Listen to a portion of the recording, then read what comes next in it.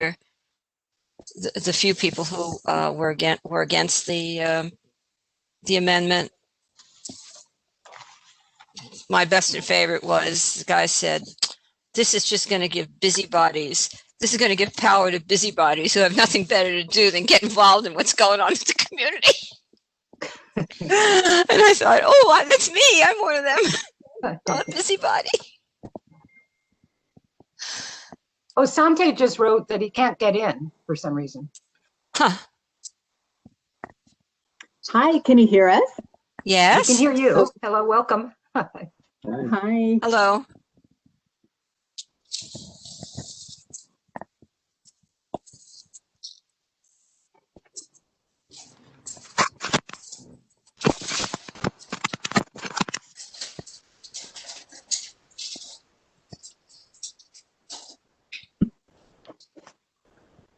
Marie, I think Corey Canton is also supposed to be on here as a non-board member. I saw an email.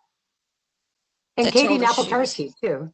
Yes, definitely Katie, but she's on the What are you looking at? list. I'm looking at the meeting notice. It's probably meeting notice. I can hardly hear you. The meeting notice went out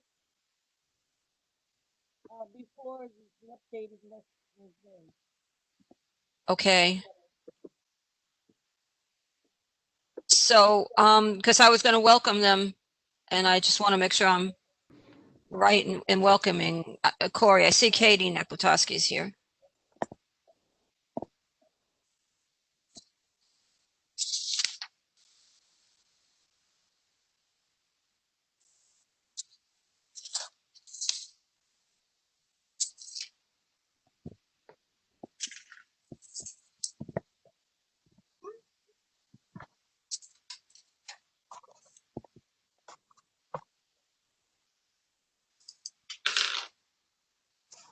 I know. Welcome to Corey and Katie. That's great.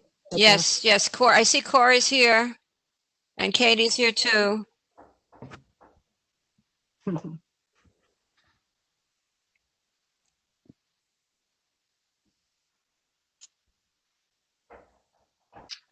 Was Sante able to? Has Larry Drucker been put on our committee? No, not that I know of. Because I think he's listed as a panelist.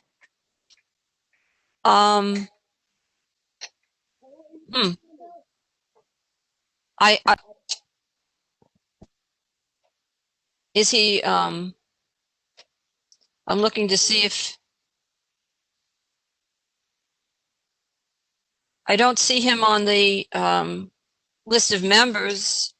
I see him as a participant when I have people in attendance right now. I didn't receive any email saying that he'd been added or that he'd been asking to be on. I don't know. Larry, it looks like you're unmuted. Are you there? I'm here. Can you hear me? Yeah. Are you here as a participant, or I mean, you're not on the board, right? You're just. I'm not on the board, no. Just as a participant in the Block Association. Okay, but you're not. You haven't asked to be on the land use committee. Is that right?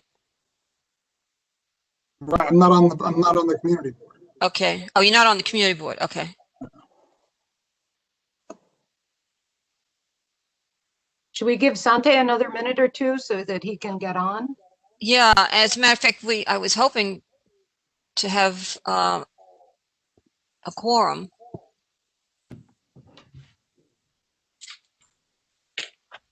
That would be nice.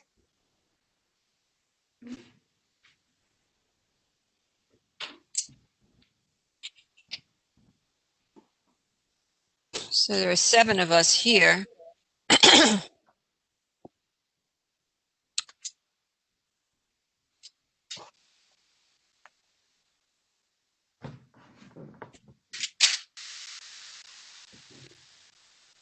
guess it looks like maybe we need 12 for a quorum now. Marie, do you know how many we need for quorum? Usually it says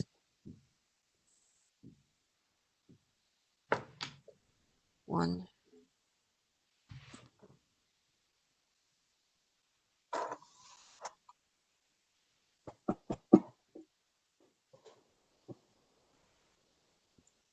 I have a question. We have our architect design team on the line as well, but they were not able to join as a panelist. I'm not sure if will they be able to chime in and have audio capability?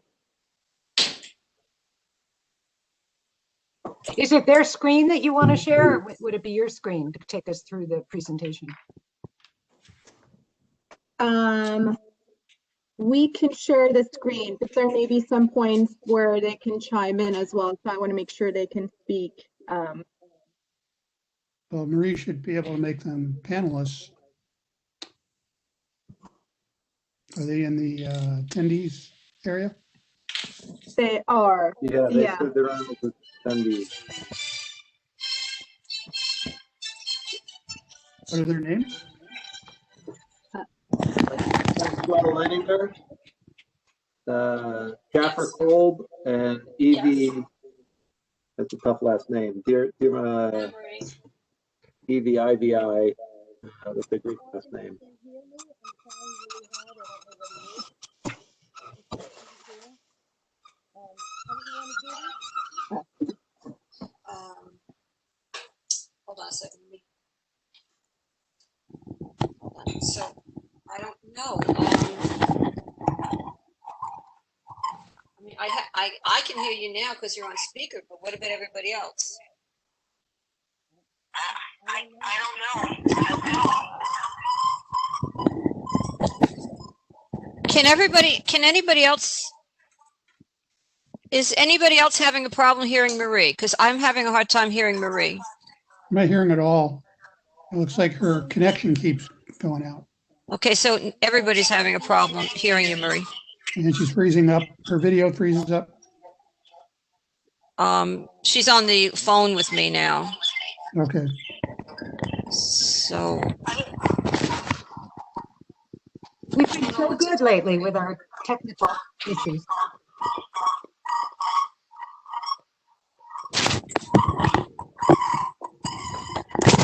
and now we're all breaking up probably because I'm probably on the phone and on the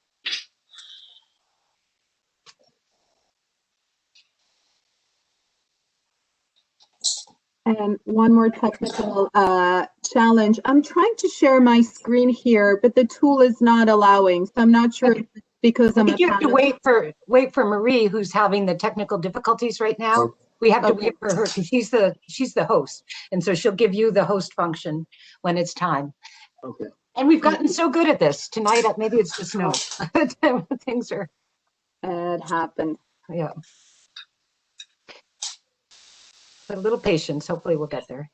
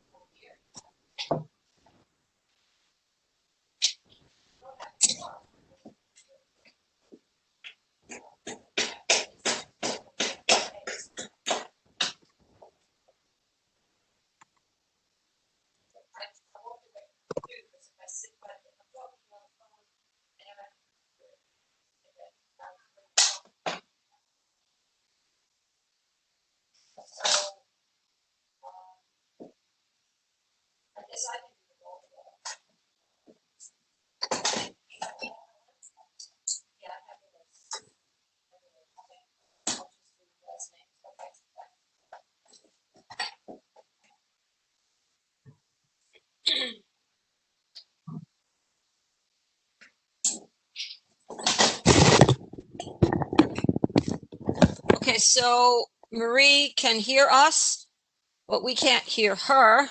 And so she can't do the roll call because we can't hear her. I'll do the roll call. I'll just call out everybody's last name. I just know Erin's in the attendees, and so is Sante. Oh no, he just moved over. Oh, okay. Okay. I see William. Hi, William. All right. I see Corey. All right, let me just, I, just, and I don't see you, Sante, but I heard you. I see. can you Okay. see me now? I don't know, something is weird with the WebEx today. I don't know. Marie, we can't even hear Marie. Oh, there, I see you, Sante. Okay, let me just call a roll call and then we'll get started. I want to do it in a little different order. I want to do the landmarks first, then I'll brief you on the hotel scoping hearing that I went to, and then we'll see how much of a, discussion we'll have about the rezoning. I was hoping Karen would be here because we were all going to be studying the IBZ study that, from 2018, and then we were going to discuss it with her. But in any case, let me do the roll call. So I'm doing it in the order that we have on our meeting notice. So Teague, yeah, I'm here. Vieira. Okay, no. Mikiva, Here. Barrows. Here. Yep. Jessler, Yeah, Drinkwater. Here. Oh, good. Okay. Indig. Kaminsky. Katz. Leibovitz. Michelli. I'm here. Yep. Rabbi Niederman. Nieves. Sofer. Solano. Vega. Here. Weiberg. Weiser. Berger. Here. Yep. Lee. Naplatarski. Here. And Canton. Here.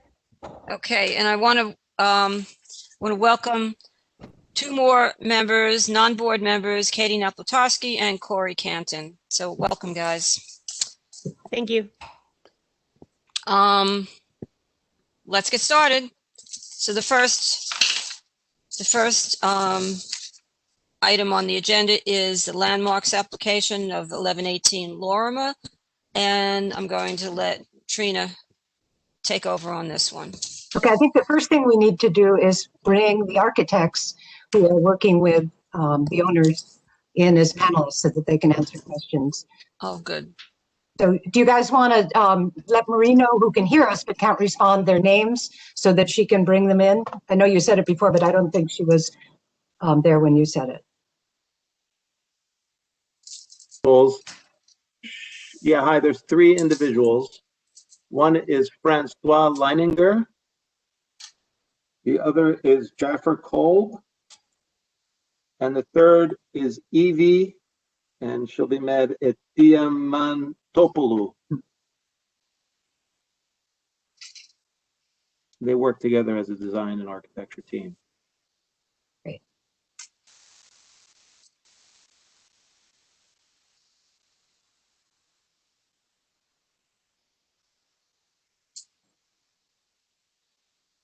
And there's also Antonio Aiello, who is the architect of record. Okay, I'm on at least. Thank you for that. Perfect. Hi, Jeff. Yeah, also here. Thanks very much. I'm here too. Thank you. Okay, perfect.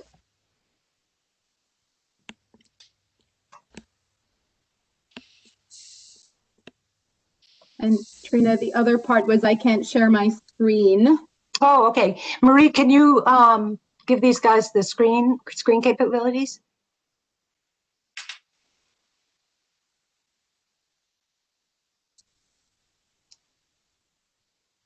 Or if it's easier for her to share, I'm not sure.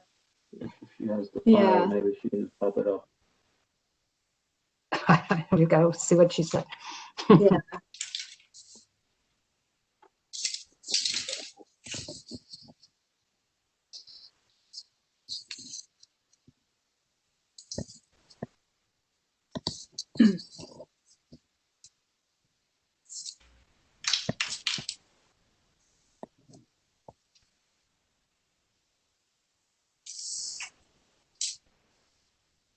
Marie, are you having trouble sharing the screen?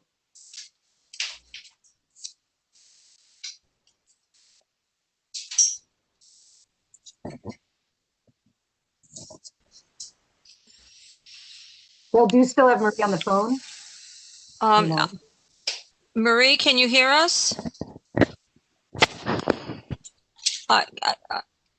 Are you having, Trina wants to know if you're having trouble starting the screen.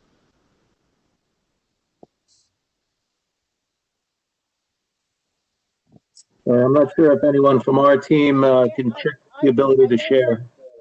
I don't know who the presenter is. She doesn't know who the presenter is. Hello. It's registered here as Ipir Aloba, IPIR Aloba. She's got it. I gave it to her.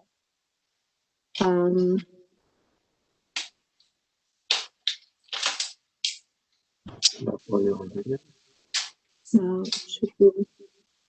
Yeah, I'm clicking on the share capability and it does not allow me. It hasn't been activated. Itera, try once more. I think I clicked on something. Under share. Oh, okay. Now it works. Okay. Great. Here we go. Okay, perfect. Things are working. Can you see my screen? Yes. Yes. Oh, perfect.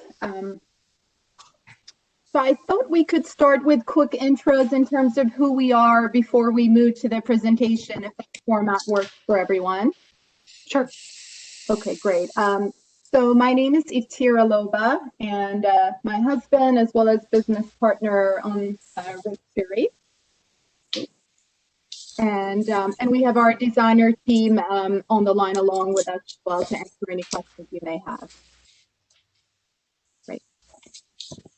Yeah, thanks everyone for joining us on this very difficult day with the weather and all. But we are very excited about this project. This property was acquired 2 years ago as 3 residential apartments and a commercial space, with the current certificate of occupancy for two commercial stores on the ground floor.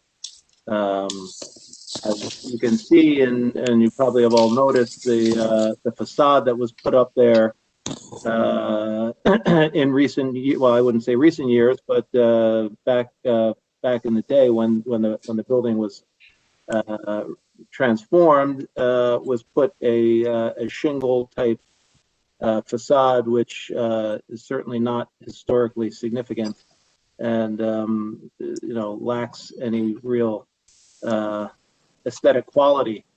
So it's our intention at this point to modify that. And you've all seen the plan as far as we've planned it. The apartments are substantially complete. There is some works to be done still with the mechanical systems in the building.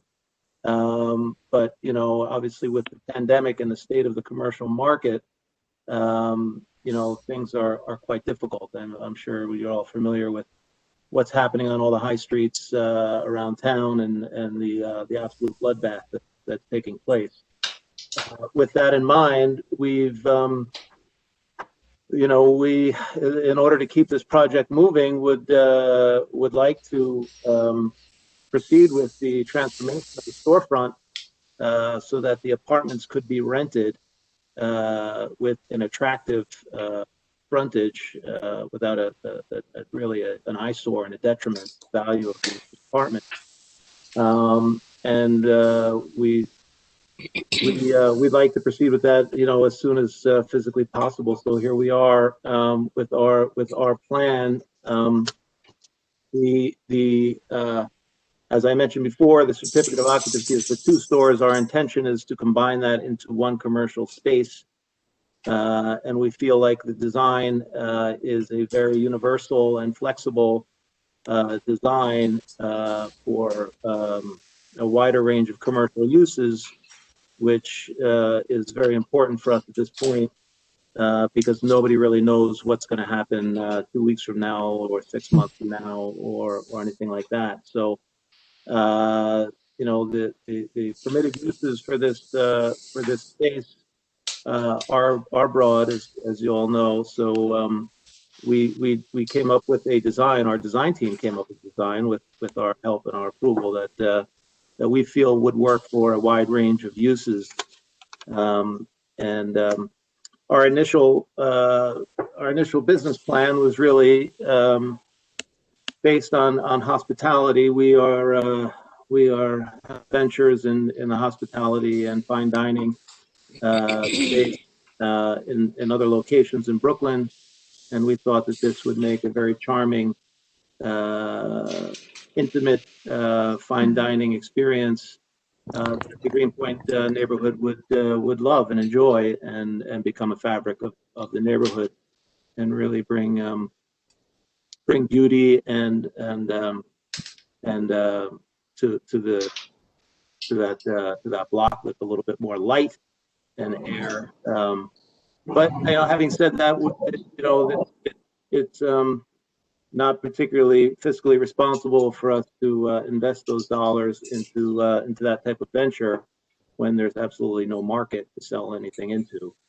And I guess you could say that about a whole host of uses. But we're anxious to get the storefront transformed and see what develops as far as a viable business, and some way to occupy that space and collect some kind of a rent at that location. And as my husband mentioned, we have two other small businesses, one in Brooklyn Heights, one in Dumbo, both landmark buildings. Actually, one of our businesses in the oldest office building in all of New York City. So we definitely want to respect and bring this beautiful building that, has not had love lately back to its old glory. And we were very intentional with the design of creating something flexible that opens up the building, and also there's some connection to the street without sort of overwhelming that connection, and had a chance to do a lot of research, and would love to share some images with you.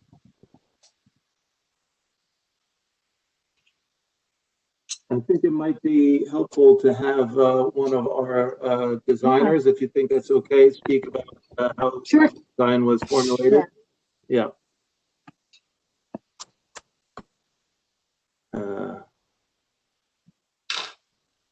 Okay, folks, is anybody capable of speaking on the audio? Yeah, I can maybe start by talking, and Evie and Francois, you can jump in to add anything. But basically, our plan was to try and keep the design both kind of simple and a bit understated. The first move that we needed to make on behalf of the clients was to go from two entryways, which at one point in the history served two separate business entities, to centralize it into one.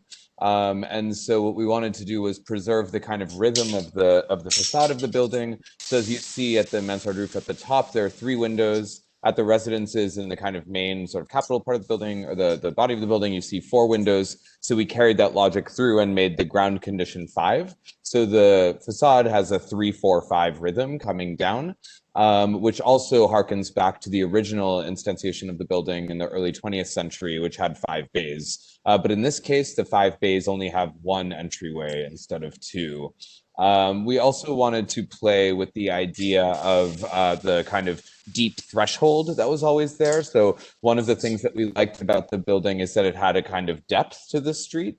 And so we made this kind of, we took a typical residential molding that we found many instances of around the area, and we turned those into a kind of threshold condition. So that's what you see as these kind of frames around the windows and the door. We kept the typical bulkhead for the area. Here it's shown, this is a rather abstract rendering and a little low resolution, but what you see is the bulkhead at the bottom to kind of create a solidity at the ground. Reasonable sized windows to create that kind of connection to the street while also preserving what Rick described as a critical sense of intimacy. And then the main door, a standard ADA sized door with the transom window above. The color that we've kept throughout has been approved, I believe, by Landmarks already. And we wanted to keep, as was typical for the previous version of the building, a kind of openness at the corner and preserve at least one of the existing columns of the building. So for us, it was very much about harkening back to things that we're finding in the area and also trying to kind of simplify and clean it up to bring it back to its original state as best we could.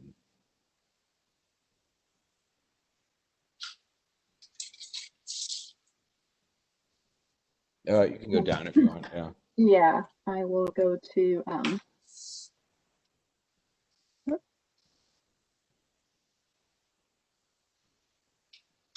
Yeah, as you can see, the current condition of the building was quite derelict. And you know, that situation really occurred throughout the building. You know, as we were demolishing the interior, we found there was a fire that was never really disclosed to us, which had caused unreparable damage to the roof. And I'm not sure how anyone was ever walking on that roof, so we had to actually put on a whole new roof structure at obviously quite a large expense. But you know, we've also you know, taken on large expenses to redo the slate roof and really beautify the building. I don't know. Fortunately, we don't have any pictures of the building in its current condition, but some very significant exterior restoration has already occurred as we worked our way down, and now we find ourselves at the storefront, which is really the last remaining part of the restoration.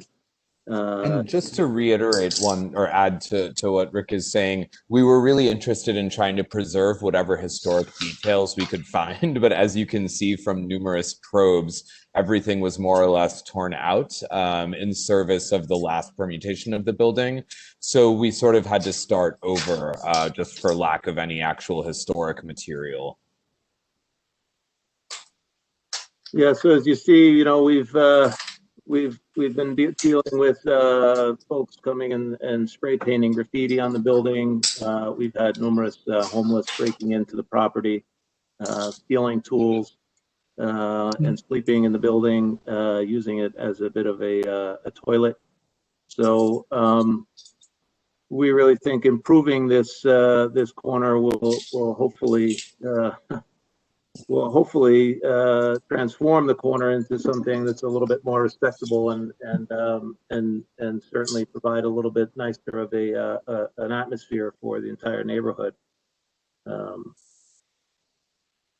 In terms of the elevation, again, we were looking at a kind of window proportion that brought the building back to how it was at the early 20th century. And you know, I think we wanted to show something that would be both kind of like private and sort of self-contained, so it didn't feel too much like it was occupying too much space to the street, but that also had a nice amount of openness, so it didn't feel closed off. So that was the balance, at least, that we were aiming for in the design.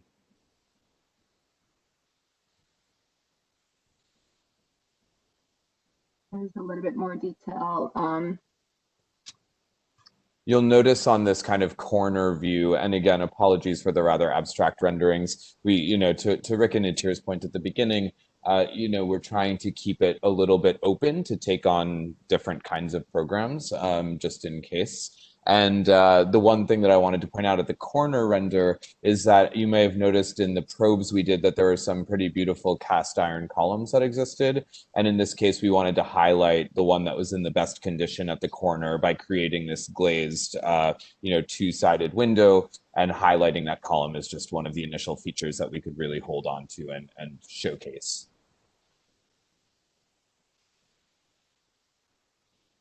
This page just sort of shows some of the neighboring moldings we were looking at. We were studying a bunch of different molding profiles that felt true to the surrounding buildings. So the 4 images that you see on the far left were all taken from the same block.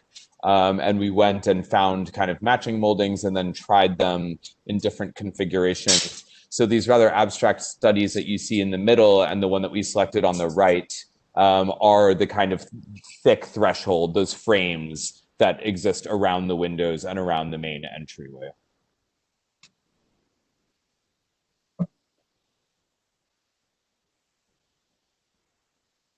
These are just some of the details Yeah. that are probably not super relevant here. Yeah. And a photograph of a mock-up that we built just to test the kind of look and feel.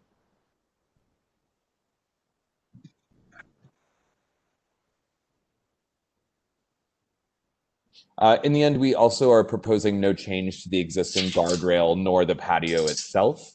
So these will be sort of preserved as found and cleaned up so that they aren't safety hazards. So right now, there's a bit of concrete damage on the outside that will get fixed. But the design intention was not to try and change the kind of like public space at all, nor the kind of nature of the ground at the corner, just to kind of restrict the design as limited as possible to the facade itself, which obviously needed to be extensively redone and repaired. Perhaps one sort of quick note to add is that, of course, as you see, we're not replicating what was once there, but we're looking to be sort of respectful and elegant and sort of pick up cues from the neighborhood and little elements to produce something that is somewhere in between sort of an elegant modern facade and sort of a historic sort of base for the building.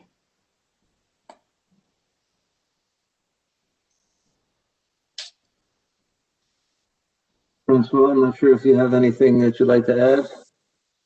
I think I'd like to start with a couple questions. Sure. And so this is Trina, and basically, I mean, you've created a beautiful, elegant design. I mean, it's really clean, and it's an enormous, I live around the corner, and it's an enormous improvement from what I've walked by for 25 years. However, what the Landmarks Committee at the Community Board is tasked with is looking at appropriateness. And the tools that we have to look at appropriateness are the original designation, photographs of the original, of what was there originally when the neighborhood was landmarked, and also examples of storefronts in the neighborhood. And when you look at those, admittedly, the fabric that was there was not there. What you inherited, you got kind of the bones of the storefront, if even that, but it's gone. And so what you've done is transformed it into something really a beautiful solution, but I don't know if it's the right solution for our landmark district. And when you read, because there are certain, sometimes buildings come to us and there's nothing. There's nothing in a designation report. The historic pictures really don't have a lot of clues, but here there is a lot of information, maybe not in the building itself, but when you read the designation, it starts by saying that the building was built in 1874 by a local architect, a simple Italianate building standing 3 stories high with a mansard 4th story. The ground floor was converted to commercial about the turn of the 20th century. And then it goes on to describe the storefront. 2 entrances with double wooden doors, and transoms are flanked by 3 projecting display windows, 2 of which are now covered with modern siding. And when and then the pictures that you see, maybe not so much the one that you have, but we were able to find some other pictures, really show the details of how the storefront was built. And then if you go to Franklin Street and you look at there are a number of storefront restorations along Franklin Street, some of which have come to the community board, where they've really brought back the original storefront. I know that maybe 2 entrances obviously they don't work for you because you're creating 1 space, but what we don't see is really any hearkening back. I mean, maybe in proportions and some of the things that were described by your designer, there is, I mean, there are references to the neighborhood, maybe in the moldings, but really it's really such a far cry from the original storefront. And the historic district in Greenpoint is so small, and there are so few storefronts that it would really, to do such a wholesale, albeit elegant and really beautiful change, really does a disservice to the historic district itself. And maybe do other committee members want to speak up? I know that's not what you wanted to hear, but it's what our job is as the Landmarks Committee, that's the way we have to look at and evaluate your design.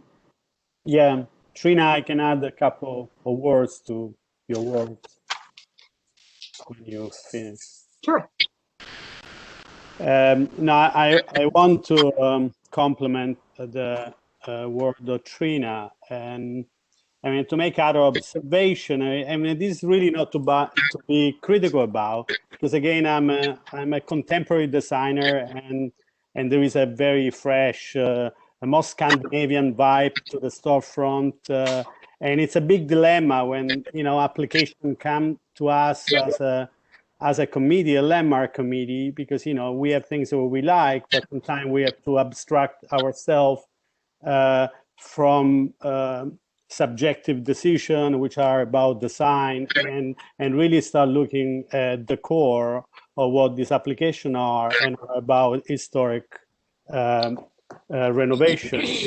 And one thing is immediately noticeable. I understood very well the process of subdividing and try to align to the configuration of the upper floor of the window. The door is center, but I believe what really gives character to this building, which is unique of its position, the fact it's a corner building, but it's not unrelated to other building, is the fact that the volumetry, we are losing the volumetry of this frontage, because the fact that there were projecting windows for those bay, as you had called it before, projecting window, recessed double door entrances with a transom, with a bottom panel. And to add those doors, they had the dialogue with the Lorimer Street entrance of the door at the entrance of Lorimer, which is exactly the type of door, the panel at the bottom. So there is a dialogue with the building. And the building is so full of detail, I mean, they are defined in the designation report.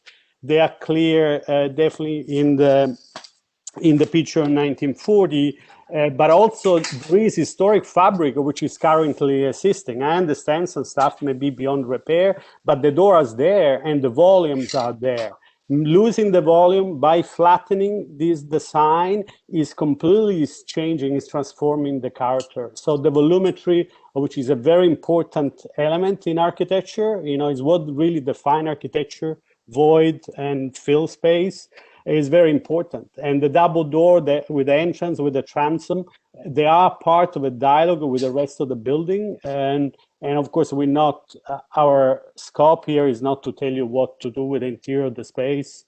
If you have to join, whatever agency will allow you to do that, that is fine. But from a preservation point of view, definitely we altering that. We're removing historic fabric, we're altering this configuration, which is fundamental, and the projecting window are an element of this neighborhood, this historic district. And as Trina said, there's not many of these storefront.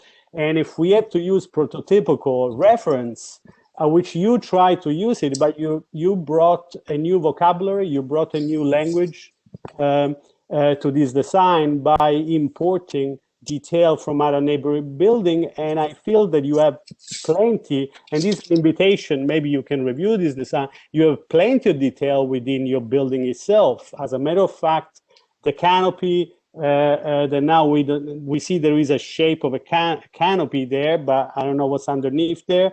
But in the designation report in the 1940 tax block picture, we see that there is a canopy. The canopy and the cornice as a dialogue with the cornice of the upper building.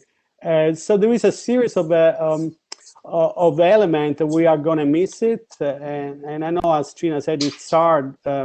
It's always hard when you design something, you like it. And I understand that the process has been done very carefully, try to tune in and bring something modern. But unfortunately, when historic districts are so vulnerable, are so impacted, we have to stick to really what the historic reference give us. And we have plenty. We have plenty, really. Many times we don't have it. And we have to give ourselves with other prototypical reference, which even in this case will be Franklin Street, 132, 130 Franklin. We know very well the neighborhood. 116 Franklin, a very good reference of a recent renovation. Some are actually existing. Then we have a corner 45 degrees on those projecting window turning into Lorimer, which are very typical of this. Was a very typical historic detail. This corner window, there is the slanted 45-degree corner there, and you know, there were like the arch, segmented arch on those windows. There's so many, but the shape is there, the volume is still there. So my invitation is, please try to work on this configuration, on this volumetry, because it's very important to maintain the character of this building. I have something I'd like to add. I agree that I think that the projecting windows are a significant factor here. I don't know if the double doors are possible because they would have to comply with the rules of being wheelchair accessible. So I don't know if I don't know what kind of a challenge it would be to have the double doors. But if I can say that, yeah. Because you see the double door again, you know, this is one of the big dilemma.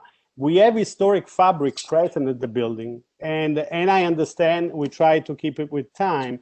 And the double door, they're not a limitation because they're double, so they could be open, and there is a different expedient to do that. But we can't remove historic fabric. We have historic fabric currently in the building. I don't know because I haven't done a probe of the door, but most likely can be repaired. There is many craftsmen, they are specialized, and that's what they do. They maintain the door. Yeah, I mean, I just don't know the measurements. In other words, what I'm saying is, I do think that what you've come up with is not in character with what the original was. And I think that even when you look at it in line with the building next to it, I think that it really calls for retaining those projecting windows. Again, I don't know the measurements. I don't know, could you still have the two doorways and still be in compliance with the ADR? But so there I raised that question. But I agree that it's I think that this is one instance where if you don't have those projecting windows, I think we're losing something significant in our historic district. And I'm probably the most lenient of all the people in this committee. I mean, I firmly believe that, but on the other hand, I do believe we need to keep in character. I believe that we don't want to make our demands so unrealistic that people can't afford to redo a building, because we don't want to see these buildings, just decaying and being knocked down either. But this is one time when I really think those windows are a real loss. And once they're gone, that's it. They're gone. I make a comment? Sure. Yeah. Thanks. And I just agree. It's just a beautiful, elegant looking building. Really, really wonderful. But I basically agree with my colleagues that, it is the proposed storefront. Yeah, it's also very beautiful, but I feel like it's maybe too modern for the buildings in proximity in the historic district. And as Sante alluded to, the other historical storefronts that have the beautiful ornamentation on columns and the projecting windows, just really feeling that absence. And just the ornamentation on the top panels and the base that was in the original, tax photo that has beautiful ornamentation as well. Love to see some of those elements brought into it. And then one other thing is the actual color of the brick in the rendering of the presentation. It's much more of a kind of a pale orange or a little pink. And in the current photo, it's more kind of traditional, kind of, reddish brick. I don't know if there's paint that needs to be stripped off.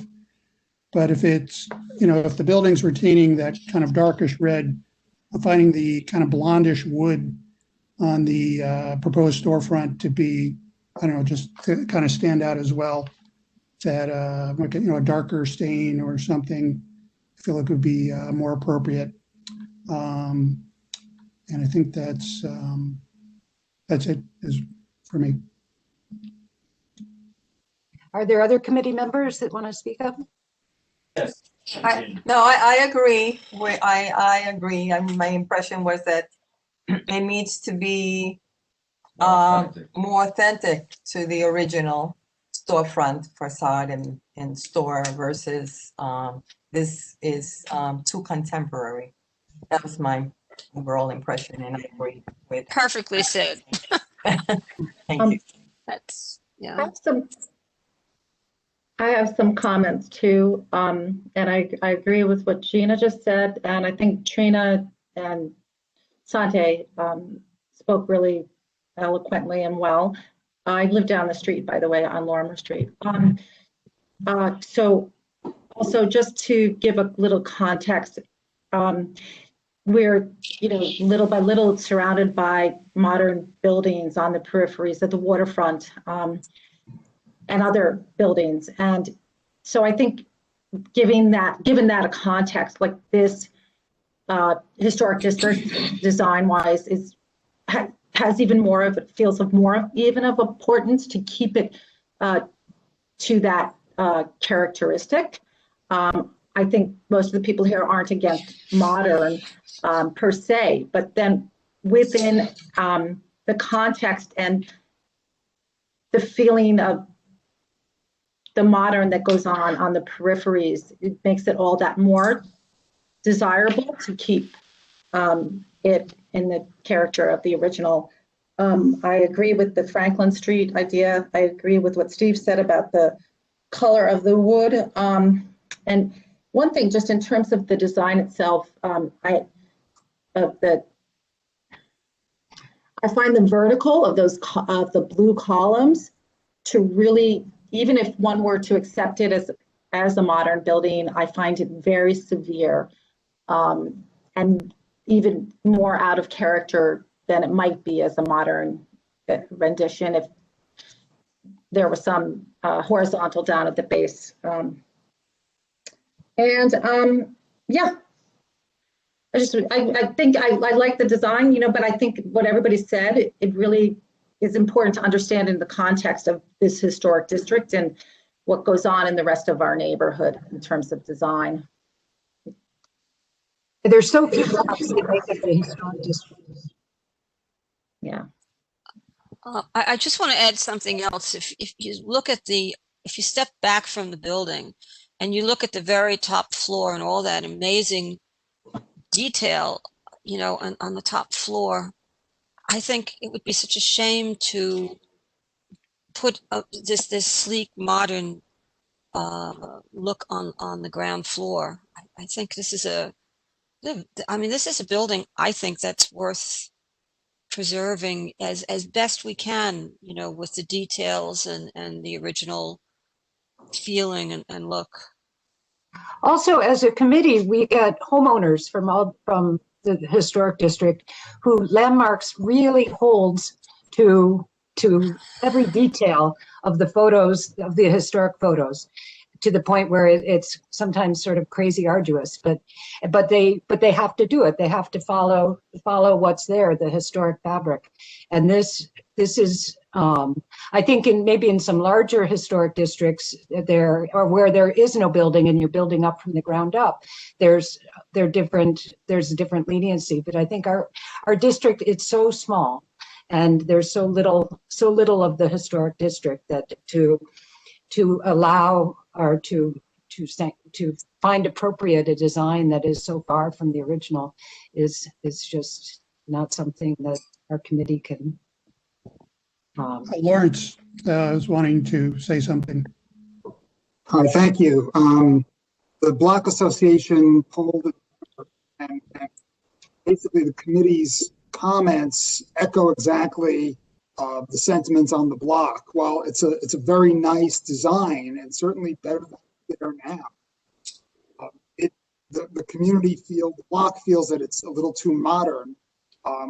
We don't have the level of expertise that the committee has in terms of pointing out the nuances, but that was the general sentiment on the block, and especially because the neighbors are sensitive to the fact that they have to go through an exhaustive process every time they want to change anything on the facades of their homes.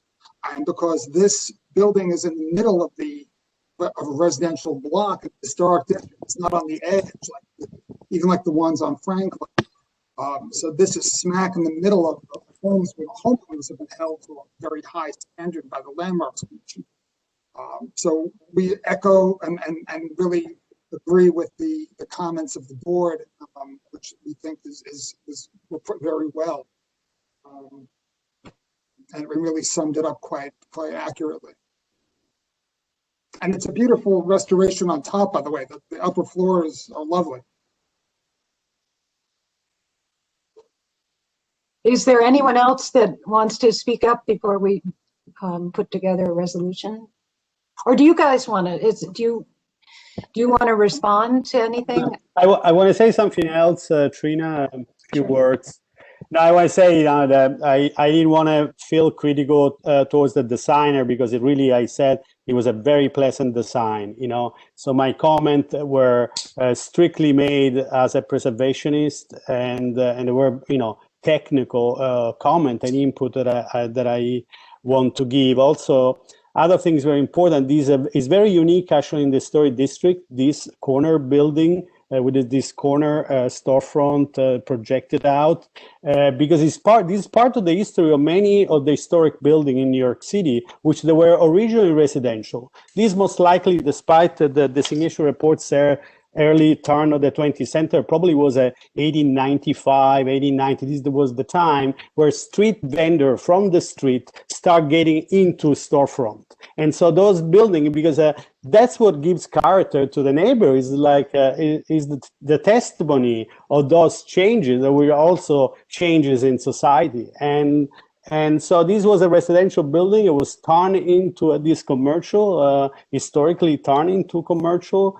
And the fact of the scale, the human scale that the historic district definitely represent is a way of life. And the fact that there were two small storefront, you know, that probably, you know, there were people lived in the neighborhood, maybe somebody lived in the same building. So that's part of the character. It's not just image that of a building that we can perceive when we pass by, but when you walk into a store, even that can suscitate and can revive that history. That's all.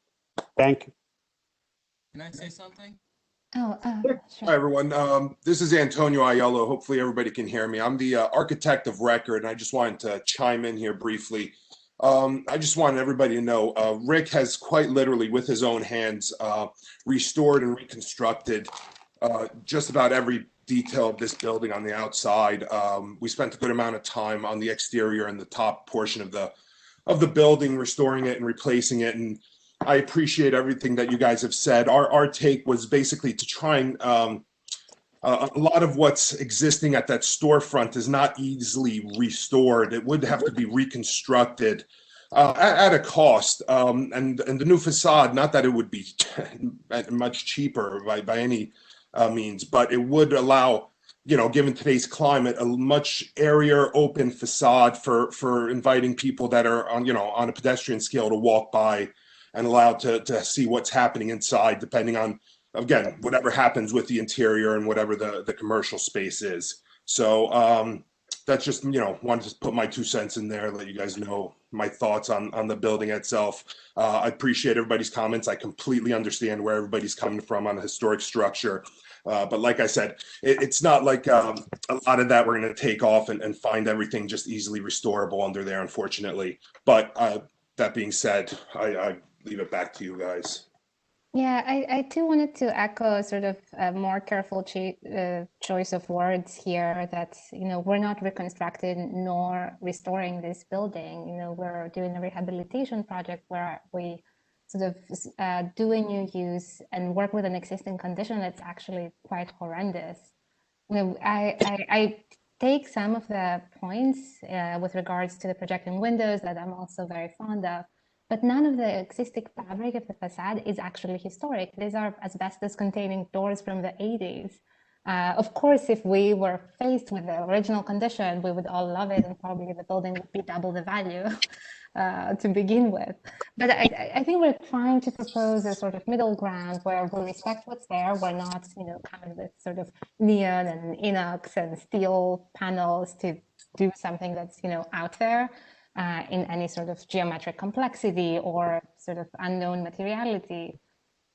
We're looking to sort of negotiate the two while avoiding making a replica. I think a lot of these projects that sort of echo sort of details superficially of what used to be, like actually, the craftsmanship that happened in the 20s is not available. Like even at the highest cost, we're not going to be able to make what was there precisely. And it sort of looks a little bit skinographic to me oftentimes.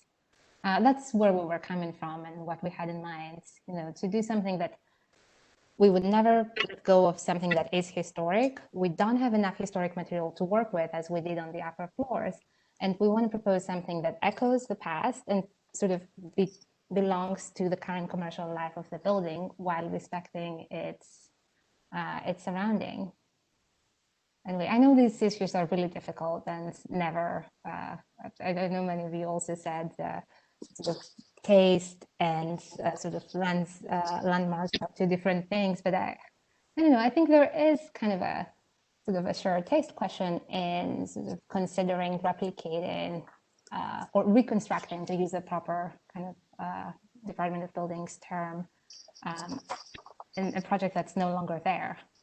There's something very fake about it. No, I think that's understood, and it's unfortunate that this building isn't one block south or one block east, because then you'd be out of this historic district, but it is in the historic district, and our task is appropriateness, and I just think that given the mandate that we have for looking at buildings, I think we have to go with and understanding what you've come up with is a really beautiful, thoughtful design, but it just, I think what we're hearing from the committee members too, is that it's not something that the community board can get behind. And so, hey, could I? There seemed to be reference to an abundance of images to the original, and we would love it if somebody could share those with us, because our understanding, we're hearing about the doors being original at this property, and it doesn't seem to be the case at all. The cornice at the ground level does not exist. It's been completely demolished, and what this overhang that exists right now is basically just covering up the large header, that structural header. So there's nothing existing there. The bulkheads don't exist. The doors don't exist. I'm curious to see photos about a 45-degree angle at the corner. It's my understanding that was a 90-degree angle. No, you have it on your 1940 tax block that you have attached to your presentation. Probably if you download that picture, because definitely probably the one has been inserted into your PDF file. Probably the moment you enlarge it, but you get a better resolution. Actually, by even ordering a printed copy, of which unfortunately they make you pay for that, you can get a little bit better resolution of that. But it is a very we would love your help if we could see some of the images that you refer to, because these are the only images that we have to work with. I personally look at the same image you have it there. It's just I downloaded because we can't see the doors though. I mean, the doors. It's my understanding that doors are typically glass in these fronts, and I think that these doors are certainly not original doors, the ones that exist. I just want to satisfy the points that you make, and I want to make sure that we can get there. So I need to understand exactly what we're talking about. I said no, I really very to be clear. I said I didn't make any probe. I see this door in your drawing. I see this door of there. They look, you know, and if the 1940 picture, I cannot see a door clearly, but the door could have What been. exists right now is not historical whatsoever. Okay. Yeah. No. And we went to the Historical Society. These were the only two images we could pull. If there's more, we'd love to, but no one could find included in Landmark. As a suggestion, maybe the Franklin Street original storefronts that are there now and the ones that were restored could be a reference. And then there are also, I believe, on Bedford Avenue near North 7th Street, similar storefronts, although I don't know too much about this, but at least Franklin Street. We cannot go there, Katie. They had to be prototypical reference from our historic district. No, I understand that. I understand that. We cannot use that as a reference. Yeah, but at least on Franklin Avenue, that could be certainly yes, the yes, reference. yes. And also, just to say that it's on Franklin Avenue, and it would be, that's another reason to have it here, because then you have kind of a cohesion, like the continuity.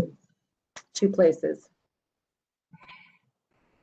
Maybe, Steve, did you have some of that? Yeah, I do. I could, Marie, can I have screen sharing permissions? Maybe this can be a productive.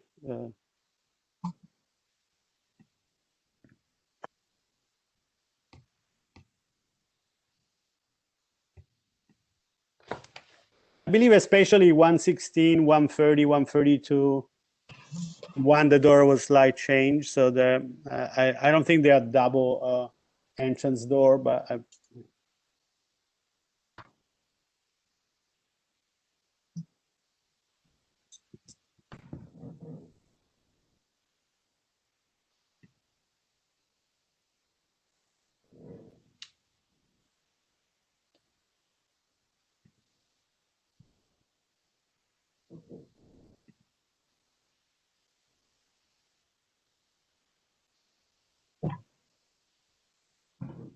Trying to figure out how to bring it into. I know it's not. Can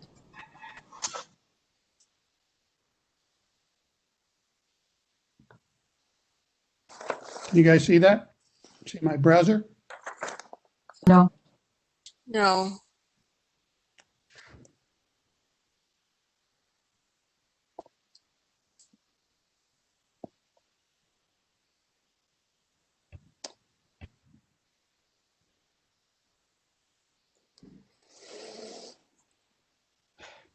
Steve, what you have are photos of the various storefronts, right? Yeah.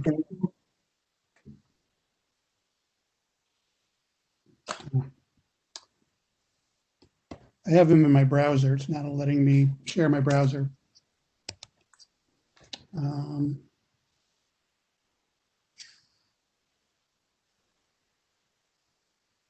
Well, we should probably move on and come up with Yeah, maybe just forward them to the designers. Sure. Okay, so I think we should, in considering 1118, the appropriateness of the design for the 1118 Lorimer storefront, I think that the committee should suggest that the board vote to turn down the design for the reasons that it doesn't, that the design, while very elegant and thoughtful and a huge improvement from what was there, does not reflect the historic district and that we suggest that the owner and the architects look more closely at I guess the historic pictures if they're to be found, but also storefronts on Lorimer Street, looking at the pictures that are available to compare those to what they can find within the historic district at different at storefronts on Franklin Street, and try to come up with a design that's more in line with the original. Thank you, Tina. It's my understanding, I think it's all of our understanding that that your recommendations go to LPC. Right. And that this is not an approval or disapproval type meeting where. No, this is our opinion, which is not binding. It goes to LPC. They're the experts. They know, but I think hopefully they'll listen to us and Sure. Yeah, no, your recommendations. compare it. But this is not relevant the to LPC. project. Right. Right. This is, We're not and gonna it's go back also, and also what we're doing. Those our comments will be committee- incorporated in our LPC hearing or, yeah. Our committee is going to come up with a recommendation that will next Tuesday will be voted on by the full board. And so it's not till then, and it may change shape at the Tuesday meeting. Often the recommendations go through, but sometimes they're changed. And so, and then a letter will go to LPC with the resolution. Right. So that is my sputtered out resolution, which will become more succinct when I write it up, and we have a motion to accept it. Make a motion to approve that recommendation. I second. Okay. So, let's see, we have to have a roll call here, although we don't have, I don't think we have a quorum, but this will still be brought to the board as the, recommendations as for the vote. So I'll just do the roll call and say whether you agree or you don't, or if you abstain. So Teague, I agree.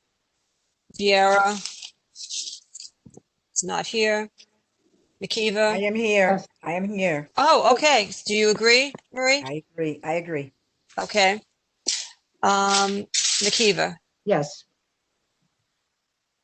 Barrows. I agree. Chesler. Yes, I agree. Drinkwater. I agree. Thank you. Indig. Not here. Kaminsky. Not here. Katz. Not here. Leibovitz. Not here. Michelli. Yes. Rabbi Niederman. Not here. Nieves. Not here. Sofa. Not here. Solano. Not here. Vega. Agree. Okay, agree. Weidberg. Not here. Weiser. Not here. Berger. Agree. Lee. Not here. Naplatarski Agree. and Canton. Agree. Okay, so we're unanimous. Agree. All right. Thank you all for your time. Thank you. We do appreciate if you have our email or anything for those images, Steve, or anybody else is able to that would be a big help for us in our further research. Thank you very much. Thank you. Thank you. Thank you again. Bye. Thank you. Thank you. Thank you. Thanks for the kind words and the illuminating meeting. All right. So let's move on. Let me give the my briefing on the hotel scoping hearing because that's not open-ended at all. So I did attend the online scoping hearing of the citywide text amendment that's being proposed for hotels.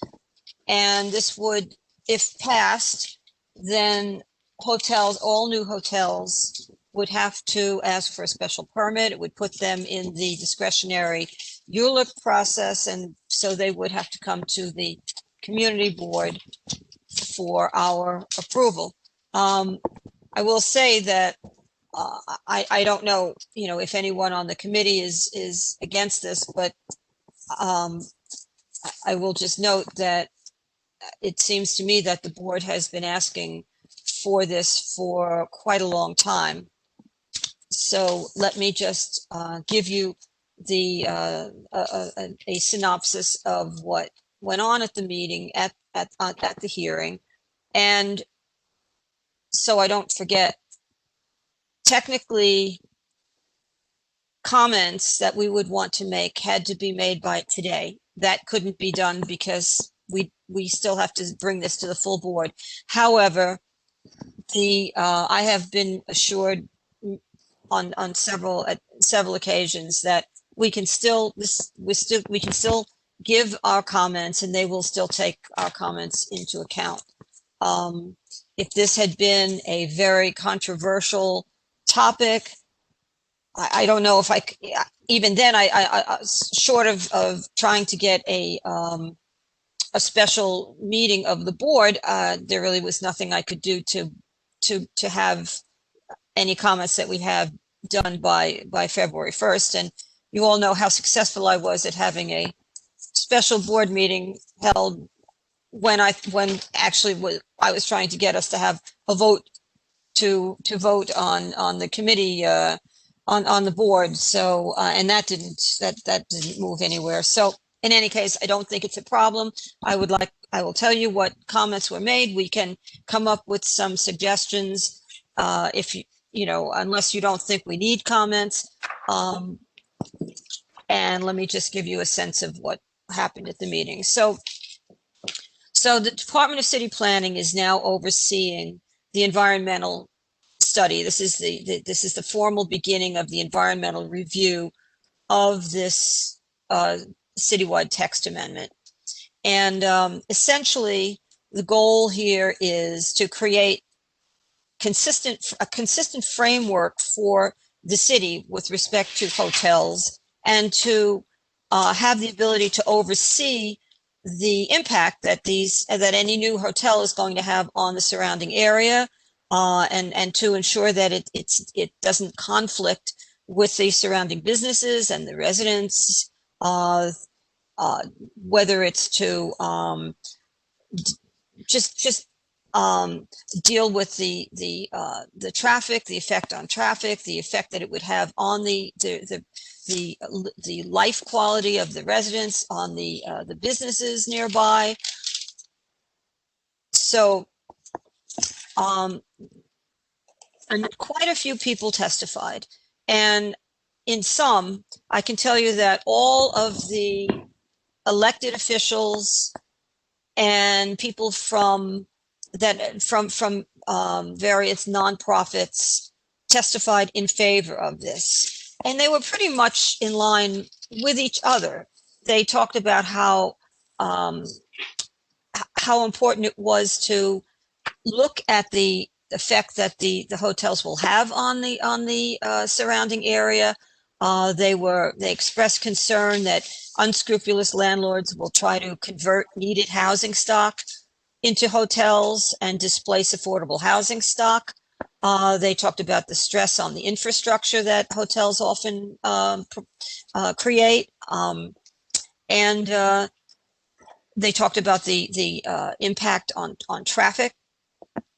And another thing which I thought was interesting that they brought it up, because we've actually hit on this a few times at our board meetings. They talked about the shift from needed businesses needed by the current residents of a community, the shift to luxury businesses that deal with the tourists that come and the business people that come, and how that's also, in their opinion, a negative, it has a negative impact for the residents, the long-standing residents in a community.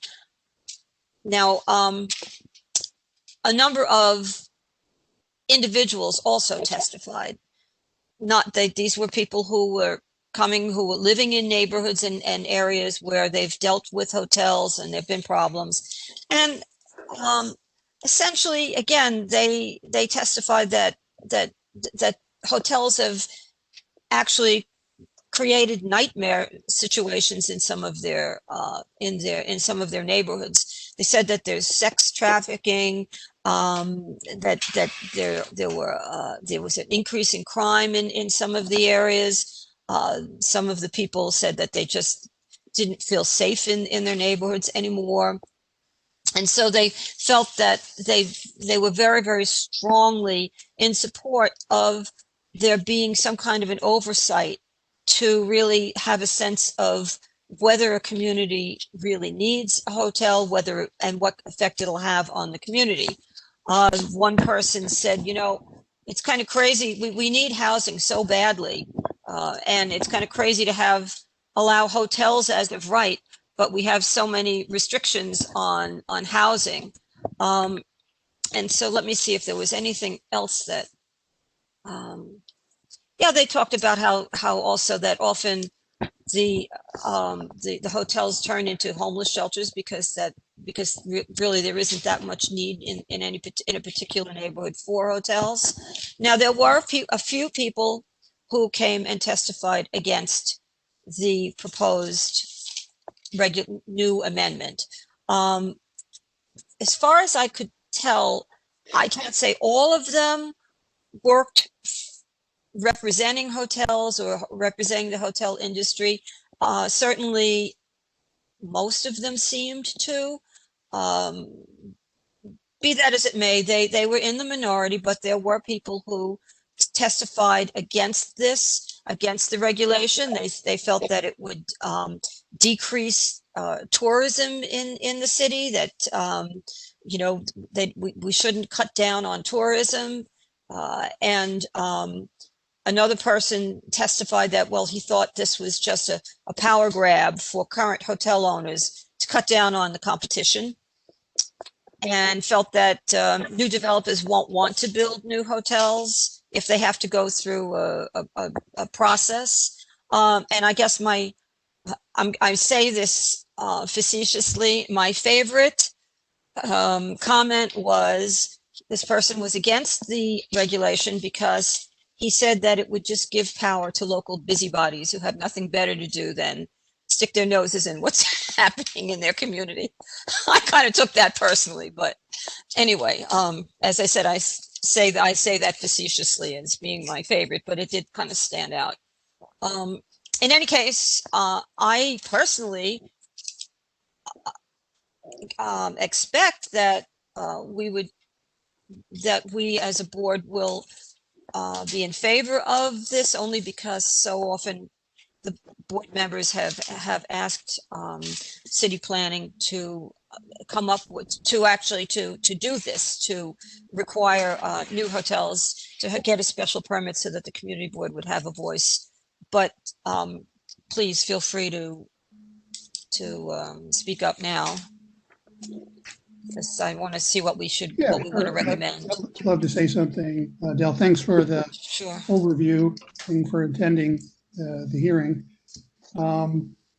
Yeah, I mean, I just consider, you know, White Avenue, Hotel Row, and how it's just, you know, talk about stressing infrastructure.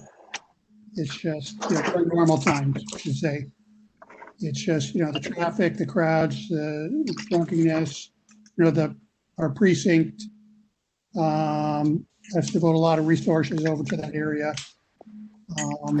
So, I mean, I hear the side, I think, you know, I think it's, you know, it's having some hotel activity, you know, is good for tourism and business to a degree, but I feel like since it has such a huge impact on infrastructure, I think it warrants taking on a case-by-case basis and make sure, you know, those bases are covered. And the community has input on that. So I think it's a good idea.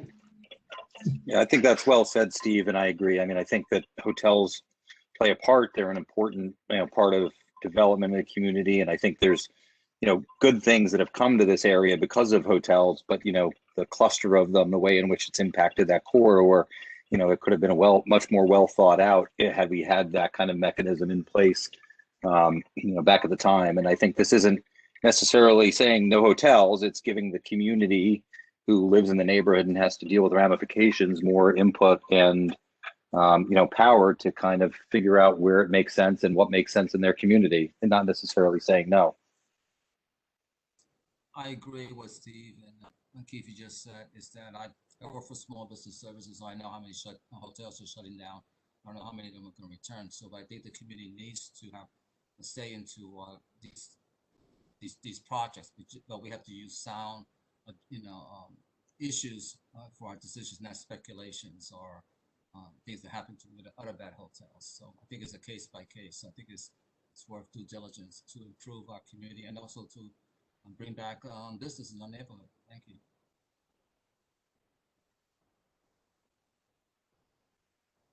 I also agree with this. I think the experience on Wythe is a great example of it. One thing that I wanted to bring up during this is that last I understood that bed and breakfasts are illegal in New York. I think that they're looked at as brothels from some really more historic past. And as a new person to this organization, I'm not sure if somebody is more aware of this. But I do think that while they should too be a part of this, I think it would make sense to make a designation for a smaller hotel, let's say 5 rooms or less. Not that they shouldn't apply, but that they should be looked at differently in terms of their impact on a community. Yeah, if Corey is done. Sorry, my screen is so delayed. Now, I want to tap also what you were saying, Corey, because I believe one of the biggest issues, definitely I agree, I'm not very sympathetic with the hotel, or at least with the hotel that we have seen in a scale that I believe has humanized our way of life, and definitely those are the scale hotel that can have impact. And of course, like I'm talking here because we're on this side of Greenpoint, we have an historic district, and we always feel that the historic fabric is very vulnerable and it's beautiful. And so somebody will want to build a huge hotel and the impact will be a disaster. But the small scale, the 5 rooms bed and breakfast, which has been demonized because definitely the large hotel want to prevail and deprive anybody else. I believe those are more organic presence that occasionally could coexist. Of course, if they take away for housing stock, it's a problem. But if they are conceived in that scale, yeah, it could become an organic presence. But definitely against the bigger one, and and that's all. Just again, that is are illegal, but there are other issues that are pertain to whether. Hey, William, I can barely hear you, bud. So bad today. Can you hear me? Can you hear me? Speak closer to the mic if you can. I'm as close as I can be. You still can't hear me. Okay, no problem. We can hear you a little bit. Go ahead. Now? Go ahead. Can you hear me better now? Okay. Yeah, bed and breakfasts are illegal, but there's more issues than we talked about, and that's for another conversation. It's a major issue with the fire department. It's not so much the brothels, but the way they've been established in Brooklyn. It's a very tragic history, but we could talk about that later. But I agree. Large scale hotels, no. Smaller scales that reflect the community, yes. Thank you. I know that there was talk at one point of the Greenpoint Terminal Market, of part of that becoming a big hotel. Does anyone know whether anything about that? Was the old American Manufacturing Building, the gray building with near the water tower? Yeah. I thought he pulled that idea off the table. That's what I heard. But so I just want to mention that I think that with respect to whether it's a large or a small hotel, what this would do is it would give the community input. And if the community feels it needs a small hotel, or a hotel is not something that will be a burden on the community, then the community board would agree to approve the special permit. I think that's I think it's a really, really useful tool to be able, for us to be able to for the community and community board to be able to weigh in on each instance. And I thank you, Dale, for going to the hearing. Yeah. I mean, I don't know that we want to get into a situation where, well, we don't need input into a small hotel. It seems to me that we have precious little input into things, and I'm personally loath to give up any input that they're willing to give us. I agree. I agree. I think it should just be a blanket. We should be able to have input as the resolution said, and then we can decide, based on each situation. Yes, and to clarify, I agree with this. I think that even if it's a 5-room hotel, the neighbors on, let's say if that was Lorimer Street, which actually wouldn't happen, but certainly those neighbors should have an input to it. And I think that we should. I think it was more that my understanding of this committee is a lot is set on precedent. So just to kind of note that there is a very big difference between the size, and that should be, as this evolves, that should be a real point of consideration. Yeah. Okay, is anyone against supporting the text amendment? Something to clarify there, and maybe this is out of context. I believe it's very important because it doesn't mean that we can have a say, but something which we always deal with is the issue of turning other zoning industrial into something else. So the fact that something needs to go through the community and we may have a voice to weigh in, that's not enough. Hotel will never substitute an important stock of space, which are small, we call it manufacturing, but we as a Brooklynite, we know very well, we have many buildings like the pencil factory or other building we can have references that they have been for decades and decades space for craftsmen, for artists, for designer, for a variety of manufacturing, of pseudo manufacturing business, and that's what we've been taking away. It's not about the large factory, it's about the core of what Brooklyn is and has been as a creative force.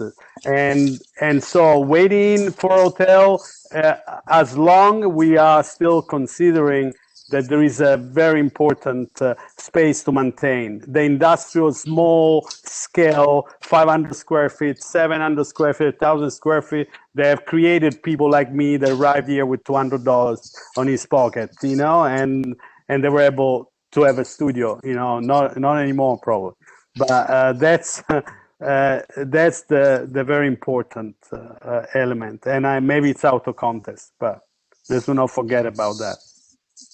Yeah, I think that it seems to me that when they came up with, when they finally came forward and said, okay, we're going to propose this text amendment to have hotels be required to get a special permit. We've asked for this so often and for such a long time, and I don't know. At some point, I wondered, were our requests just falling on deaf ears? So I think it's a good thing for us to just give them the support. For once, they actually seem to have tried to respond, and I don't think it's just our community either, because people were coming and speaking from all over the city, not just from Brooklyn, but all of the boroughs, and with heartrending testimony about how a hotel has just totally destroyed the character of their neighborhood. So, yeah. So I think we can move on, really. I can just present to the board that we would recommend that if any comments would basically, I would just use Steve's statement that that certainly some hotel activity can be very good and can really bring positive things to a neighborhood, but because of the huge impact on the infrastructure, community input is warranted, and maybe thank the city for listening to us and responding to our requests, if that's okay. That sounds good. Any opposition to that? All right. Go ahead. Yes. I would just add, besides infrastructure, just some other items that might impact other communities. I'm not sure what they are, but well, perhaps infrastructure, quality of life. Yeah. And housing availability. That's all. Housing stock. Yeah. Thank you. Yeah. Good. Excellent. Okay. So then we can move on to the third item on the agenda, which was just a continued discussion on zoning. I was going to add to this the new or the proposed law that displacement, racial and ethnic displacement that may be affected in zoning is something that has to be taken into consideration. Actually, Steve, you were the one who alerted me to this, and so I thought, well, this is, something that might be appropriate for our committee. However, Alice emailed me a message saying that she is going to assign this to the housing committee, and that I am not permitted to put this on our agenda. So I thought that's fine, but because I think that this concern for what development does to displacement of our residents, and as I understand it, it's both racial and ethnic. And I think we've seen over the years how various ethnic groups and various racial groups have been pushed out because by development that we were promised would not cause displacement. So I thought, this is, I think, something that our board has really referred to over and over again. And I think maybe this is another law that was a long time coming, should have come a long time ago. I don't know if it's too little too late for our district, but certainly, you see they're now talking about the Gowanus and various other areas in the city. And we still have a few developments that are being proposed. And so perhaps this is a worthwhile discussion. However, it's not going to be handled by our committee, but I thought I would raise it so that people will be aware and people can spread the word that the housing committee, which is chaired by Rabbi Niederman, has been assigned to deal with this. And I think it might be helpful. Rabbi Niederman is on our committee. I was hoping he'd be here tonight.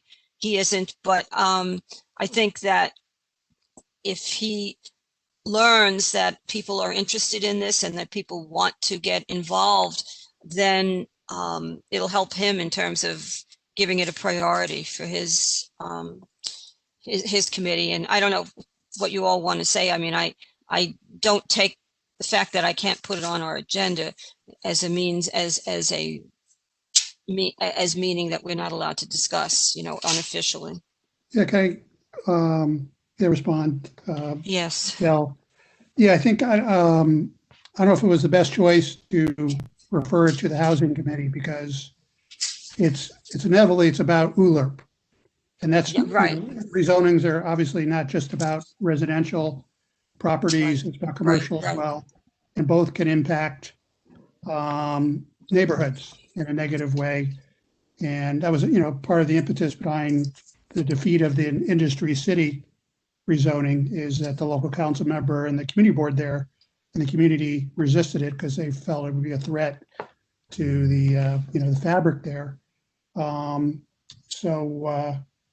the whole idea is if there's a rezoning proposed over a certain amount of, I think FAR or square footage, that the rezoning it should trigger a racial impact study as a part of the environmental review.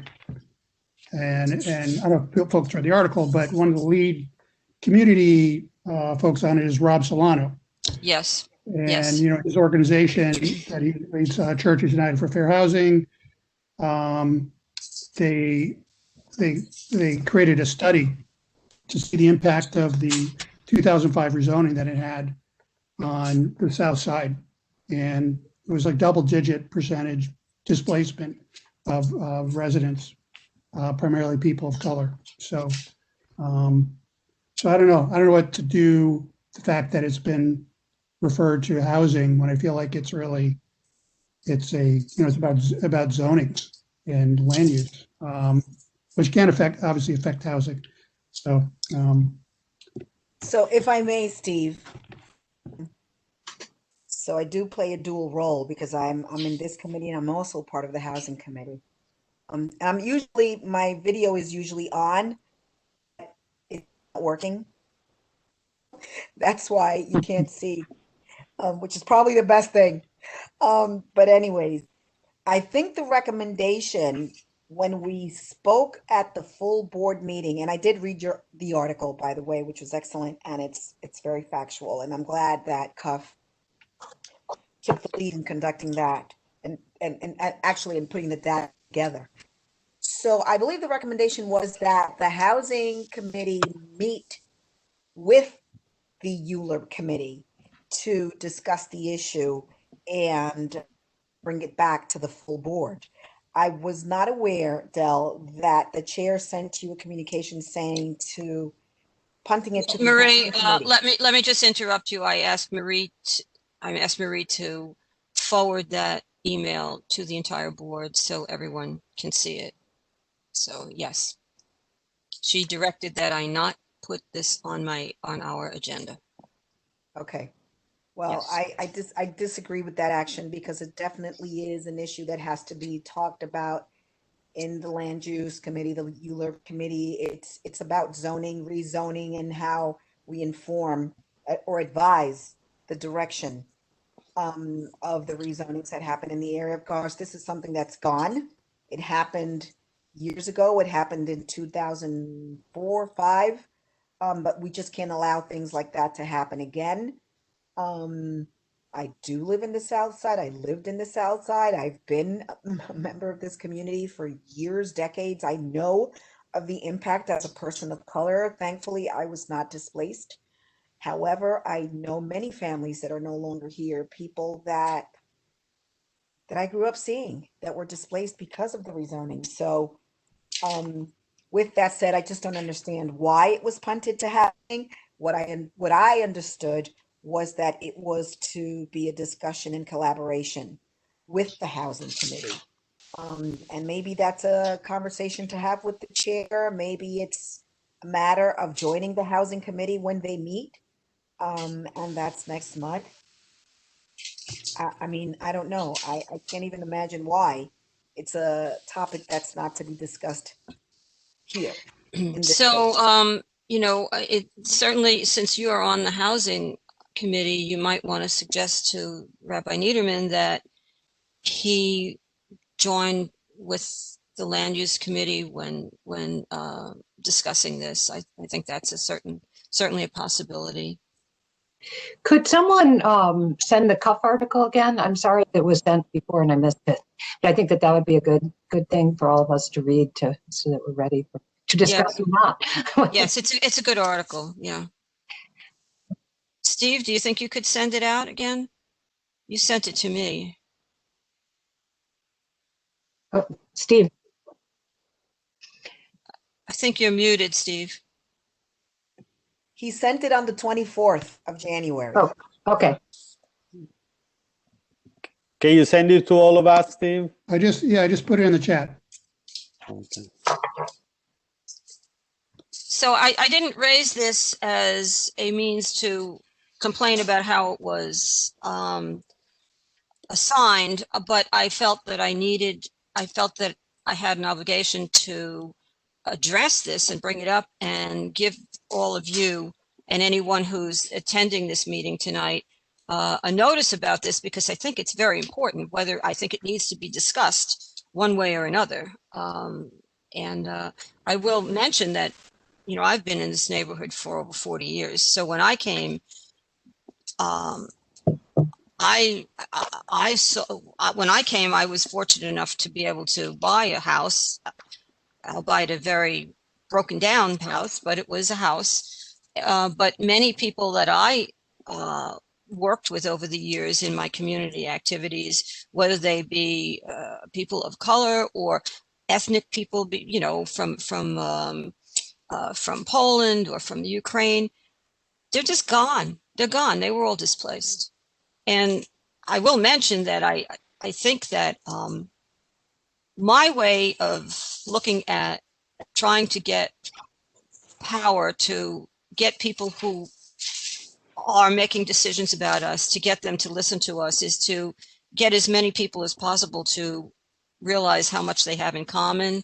So I am not hesitant to say, to bring up the fact that not only were they people of color, and there were certainly who were displaced, but they were also, you know, immigrants and certain ethnicities that of people who were working class people, but not wealthy enough to buy a home, but they stood by this community, and they were all displaced, you know.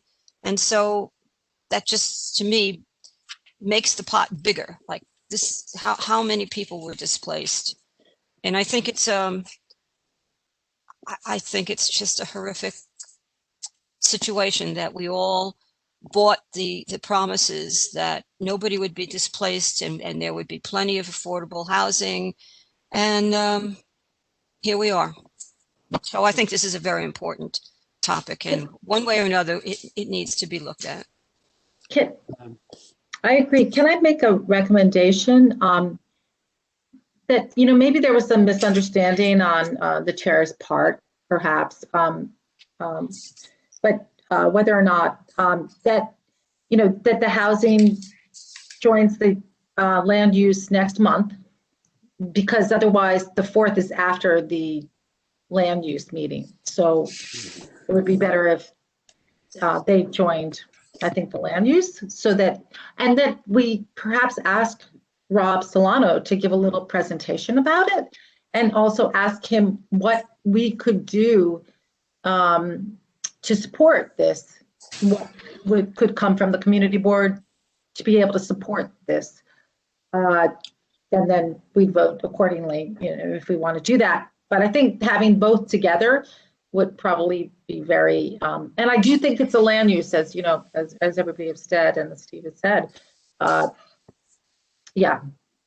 Well, I Maybe think, that's an idea. Maria, you are on the housing committee. You may want to, rather than I think the easier route might be if you talk to Rabbi Niederman, and then if he reaches out to us, and then maybe we can do something as a joint venture, so to speak. But it would be Rabbi Niederman who would ask Rob Solano at this point. Correct. Yeah. You know, I have to say, it's kind of, thank you, Dale, for informing. Thank you, Steve, for clarifying on that. And it's definitely very concerning, that, because definitely I believe it's a zoning things, and you know, and zoning has to consider all these other aspects. But I witnessed happen before, and I know in name of housing, we have done also terrible things. I know housing is important, displacement, you know, it's a major issue, but I believe that zoning itself is the issue. And I saw how, you know, we have made compromise for the house, and we have lost park, or whatever, we have lost so many things, and nothing of this can go away. I believe the only things to target is probably to be against certain type of zoning or rezoning. You know, that's the key. There is no other compromise. And if we want to take a slice of the cake, we can see the things that way. And sometimes with housing, it has happened that way in other parts of the community, and the same community that has benefited from some housing has been deprived of having something that they should have had, you know, which is quality of life or infrastructure, which you know, they need to assist before anything else. Yeah. You know. Mm-hmm. So it's very concerning. I believe it's a zoning issue, it's a land use issue before anything else, and I believe the committee considered things, and housing goes after. But anyway, and I understand the synergy that has to happen together. But I might also suggest we bring in Councilmember Reynoso into the discussion, because he's one of the council members who's really pushing for this legislation. And Yeah. so I think maybe, Maria, it's nice that you're here. I mean, it's nice in general that you're here. I always want you here, but in particular tonight, this is very useful because you can bring this, if you want, you can suggest to the rabbi that he also try to bring in Councilman Reynoso and Rob Solano, and if we get together, we can, if the two committees decide that it really should be a joint venture, or it should be with the land use committee, then of course we can always approach Dialis about that. But meanwhile, I think Rabbi Niederman is certainly able to reach out to Rob and to Reynoso. Sure, absolutely. I'll communicate with the and rabbi. and you are, so. A really good report, and it's a lot of good conversation, but let's not forget as well that there have been really egregious practices by landlords that intentionally displace people by offering buyouts. Sure. That folks, poor people that never saw $5,000, $10,000 at one time were offered money to leave their apartments, with the thought that they were going to secure housing somewhere else, or maybe not far away. And we all know that's not the case. And that's, the greatest fallacy. And that was also a really big variable that influenced the dynamics, the change in Absolutely. the community. Absolutely. So, many things. Sure. But yeah, I will definitely reach out to Rabbi. Okay. So the last thing is we have been in an ongoing discussion about how to come up with some kind of a sense about an overall concept of zoning. I did as Karen suggested, I did read what I could find about the 1918 study, the IBZ study, and I think it's pretty much in stuff that we've all known about. We've all known that they did this study and they were trying to preserve these areas to preserve our industry and our manufacturing, and with concern of not having it just be taken over by housing or by and big entertainment venues. So I was hoping that Karen would be here, and I want to say that Karen is very, very faithful about attending these meetings. So she is not, someone who comes once in a while. So it's unusual for her not to be here. So I was, one of the things I was going to do was to ask her to kind of give us a sense or of a guideline of what she was thinking about when she asked us to study look at and read about that study. I will also mention that it's now come to my attention that the plan that we were talking about in Gowanus has been brought to a halt because there are people who are objecting to the effect that it will have in the Gowanus area. So it'll be interesting to see what happens with the Gowanus plan and the ideas in Gowanus. And we talked about that last month. So please, yes. No, Dale, just to make a little comment. I own a house, but I have a studio in an industrial space on Metropolitan Avenue in Morgan area for a very long time.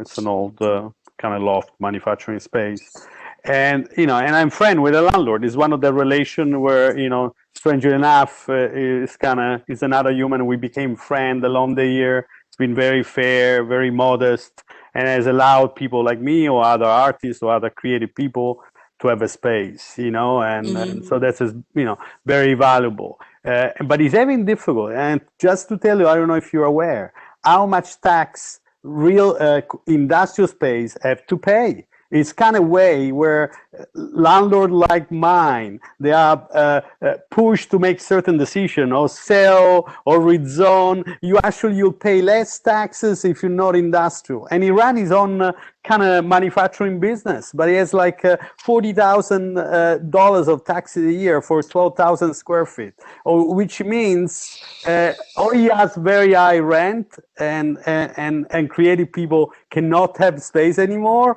or he sell the building, or he has to change entirely his model. And so, it's a very systemic, chronicized problem of the city itself that push to have this type of problem. And we found a way through the taxation system to make, those are existing space. I don't know what happened with new space. But other element very important, and I mentioned that before, I said it was out of contest, this is in contest, is that even when we talk about new space, maintaining manufacturing space have ceased to exist historically, right? And they have naturally, in an organic way, adapted in way where they were not the large industry to use them. But space have been subdivided in small space, where like a smaller space for individual that were creative, entrepreneurial. This is where we have to still find focus, redimension this idea, because we know it's not a problem about industrial space, but if you build an industrial space and you turn it into a flexible space, it means you start from 40,000 square feet. Sooner or later, you're going to turn it into an hotel. So it's find a way that we can have limitation, how big and what type of, what does it mean industrial space? So I'd like to chime in here, if I could. I agree with all these sentiments and what Sante said. And I am by far not an expert. And it reminds me that it would be really valuable, I think, to bring in, well, Sante's a near expert, but so experts meaning the people who were in the forefront of our IBZ innovation plan. So yes, Karen, but I think Reynoso's office and Ben's office, if they were to come in and give us a walkthrough of that innovation plan, I think it would be really valuable. I can look at it, but I don't understand it as well if I had someone who is an expert on this plan. I think it would be really good for us we got a walkthrough from the borough president's office, the Gowanus. Let's get a walkthrough from Reynoso's office and from Lentil's office that put this together. Asher, who was the rep from Reynoso's office, actually made a really interesting statement when he spoke, I guess, last month about how, often, well, I'm not going to paraphrase what he said, but it was really interesting. I thought what he said, I think it would be really interesting to hear from these people who really dedicated and, passion to this IBZ, and Karen as well. And then I want to say that in terms of the Gowanus, so I hope we can discuss that idea and have them maybe come next month. I just think it would be really illuminating for us. So what is it that you want? What would you want them to discuss? Just more specifically, what would you like Reynoso to discuss with us? Either Reynoso's office or a rep from Levin's office. I don't know how it goes, but the innovation plan that they have that's not going to be approved apparently during this administration, but they put in a lot of hard work into this IBZ plan, and let's understand what they were aiming for, because I think that could inform us about their decisions that might come down the line, even within a year, of rezonings that are requested within the IBZ and passed, that time too. I just think, they've done the homework on it, and might know, as people that are, really steeped in land use, they've we don't have to reinvent the wheel then, right. To a great extent. They could really inform us. And from a point of view of us versus the borough president's overall plan for Brooklyn or Gowanus, which was good to see. But I think I just want to also add that I believe that the Gowanus plan, the ruling on that also was specifically about the fact that virtual meetings are not adequate for public input. I believe that is part of the ruling. That it could be. No, I think that's correct, but I don't know it very well. Yeah, Katie, while you were talking, I actually looked it up.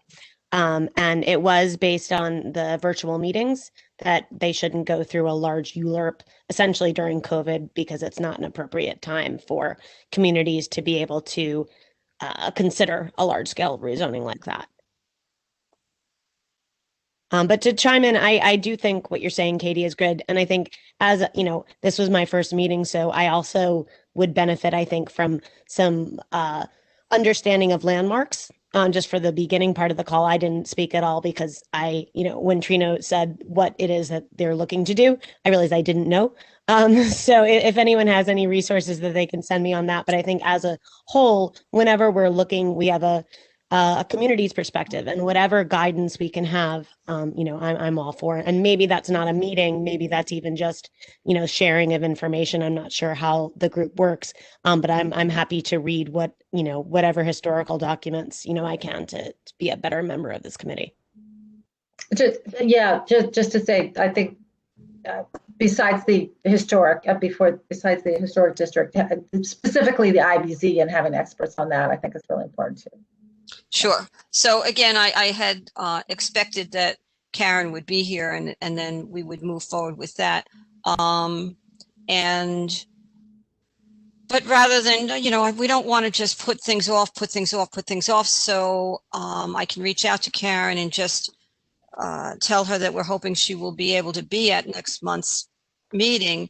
And then I'll ask, can I ask you, Marie, and I'm talking about from our board office, if you can reach out to Reynoso and Levin's office to ask if they would be able to either come themselves or have someone come to talk to us about what their goals and what their aims were with how to develop and what to do with the IBZ districts.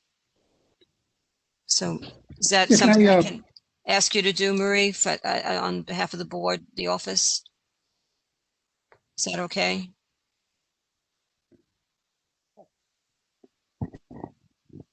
To reach out to Reynoso and Levin to ask them to either come themselves or send a representative? Yes, they should. Yeah, I'm asking. We're having a hard time hearing Marie. Send an email. We'll follow up. Okay. Okay, great. I'll send an email.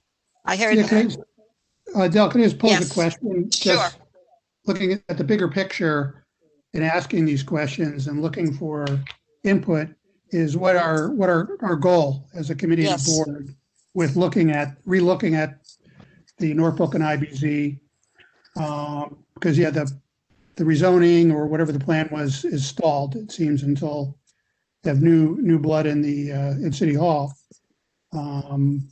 It's just I guess unlike the Greenpoint Williamsburg IBZ, where Acme is going through its rezoning, where I feel there's a danger where a developer, I don't know if you guys have noticed, I'm kind of shifting a little bit, but on Franklin, it's 40-52 Franklin Street. There's a new building going up that's 6 stories tall. where there used to be 1 and 2 story buildings. And it's, it's north of, it's, near kind of north of where Acme Fish is going to be. And so essentially, a developer came in, bought the property, they tore down what was there. And because they offered to build a community facility, they got a density bonus. And similar to what would happen in the M12 area. So what is worry is that developers could come in and buy up more properties around there. So there's an existing manufacturing facility. They could evict that tenant and then, tear it down and build another high-rise building without manufacturing and just have a quote-unquote community facility that never becomes a community facility. So I guess the question is do we preemptively want to try and, initiate something with our council member and with city planning and start talking about, preemptively suggesting like a text amendment for that area. And then also with the North Brooklyn IBZ to the east, do we want to preemptively, kind of restart that process again? Whereas I'd like to find out, is there a danger of developers going into certain areas and doing something that's potentially a negative impact, so. Sure, I think, and by the way, there is discussion in some areas about this idea of giving these bonuses for a promise to do a community facility, and whether we may want to discuss this with our electeds. How, if we're going to do that, then how do we enforce this? The Vale was supposed to give us a community facility, and they have not. And that's how one of the reasons they got the size they've gotten. So where is the enforcement? Are we going to just, this whole concept of we'll let you build up higher, give you more density, you give us a community facility, and then, the community facility doesn't materialize, and Alex Summer basically said there's no enforcement. There's no way to enforce that tenanting of either a community facility or a manufacturing space. Correct. So that's something we may want to discuss. I mean, I guess there's so many buildings that have gone through the committee and gotten with the promise of a community. Absolutely. Facility. That's right. To speak to this, I'm sorry, Trina. Corey. So, a couple of things on this point. So, as someone who is in real estate, they advertise these sites as you get a density bonus with a community facility. So, I'm not sure necessarily commenting on that, but, people are, I think developers are then saying, sure, we'll do the community facility. And then, obviously not following through on that.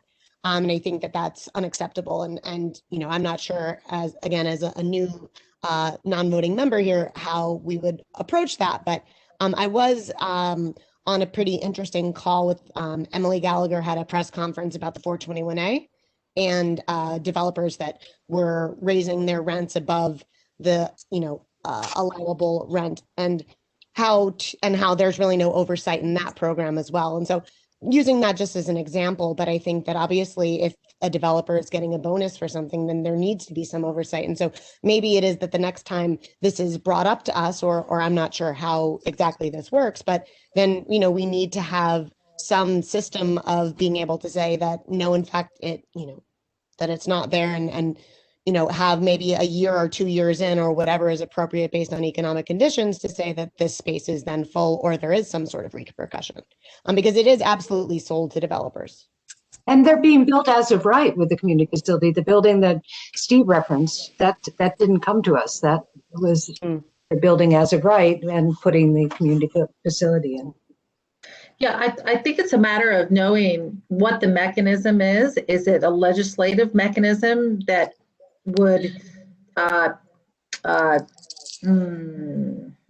determine how you could ensure that it is a community space, built as a community space? Is it a legislative mechanism, or is it somehow a zoning I don't know. But that's a question to ask the experts. It's also manufacturing when people are using the special permits, where there's supposed to be a percentage manufacturing, such as it is. There's no enforcement of that either.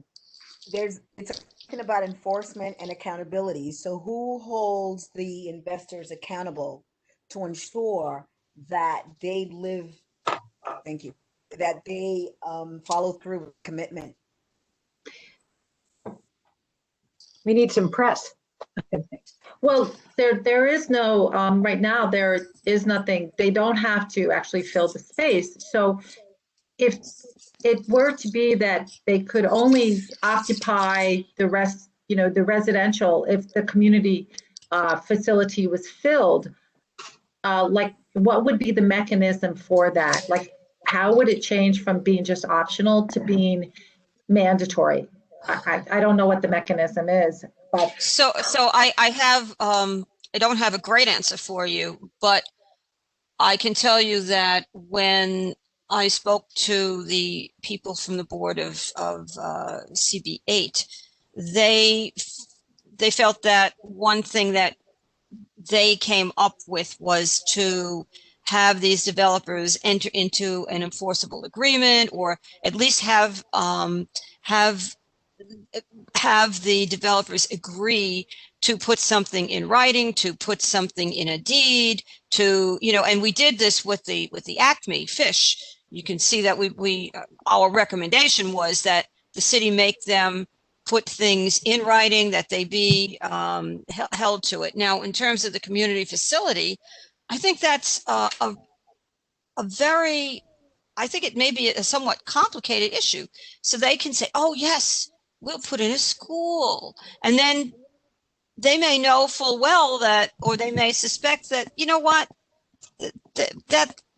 that'll probably never have to happen because there are so many things that have to fall into place. But we can say, well, we did it in good faith. We intended to have a school, or we intended to whatever. And then, but the city, the regulations just stood in the way.